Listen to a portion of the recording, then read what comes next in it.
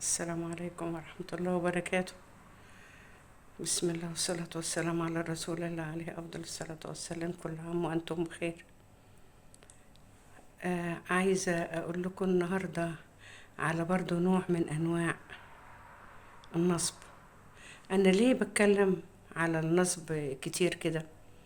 عشان بنبهكم في حالات كتيرة قوي من أنواع النصب، فأنا بنبهكم على تاخدوا بالكم يعني من الحاجات دي. في بنت أمها علشان تبطل إن هي تجيب لها عرسان وافقت إنها تتخطب لشاب، وهي البنت على علاقة بشاب تاني في الجيش،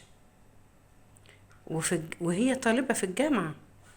خدوا بالكم، هي طالبة في الجامعة وحبيبها في الجيش. هيقعد 3 سنين. معنى انه هيقعد 3 سنين ان هو مش معاه مؤهل اصلا. اللي عندي في الجروب معذبيننا لو المؤهل بتاعه دبلوم وهي بكالوريوس بترفض.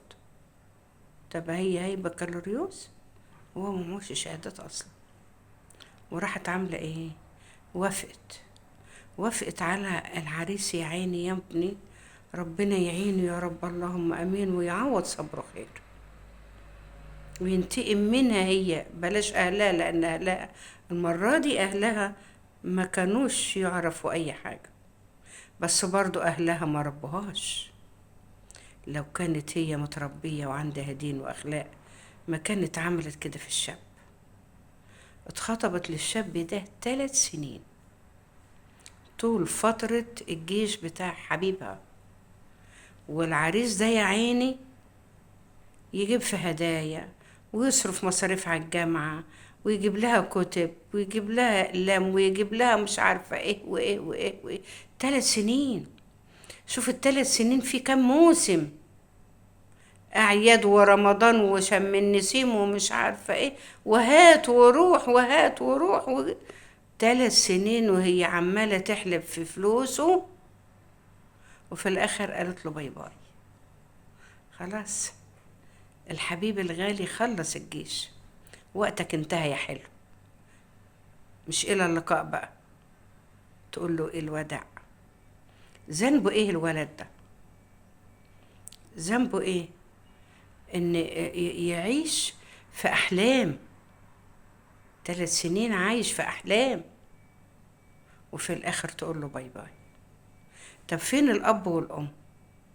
مش بيقولوا إن البنت قريبة من أمها؟ طب هل البنت عاشت العمر ال3 سنين دول؟ وكان طبعا في علاقات من قبليه ال3 سنين. أمها كانت فين بقى في الوقت ده؟ امال انت ام ازاي يا مدام؟ انت ام ازاي؟ المفروض بتحتضني بنتك وتبقى بنتك سرها هو سرك وتبقى عارفة عنها كل حاجة. لكن للأسف على كلامهم أنا ما شفتش حاجة. الأم ما تعرفش حاجة، والولد يا عيني يا ابني راح ضحية سفالة وقلة أدب ووقاحة من البنت. الله لا يسامحها لا في أرض ولا في سماء، ويعينك يا ابني على اللي انت فيه، ويرزقك بالزوجة الصالحة يا رب اللي تسعد قلبك وتعوض صبرك خير يا رب، اللهم امين.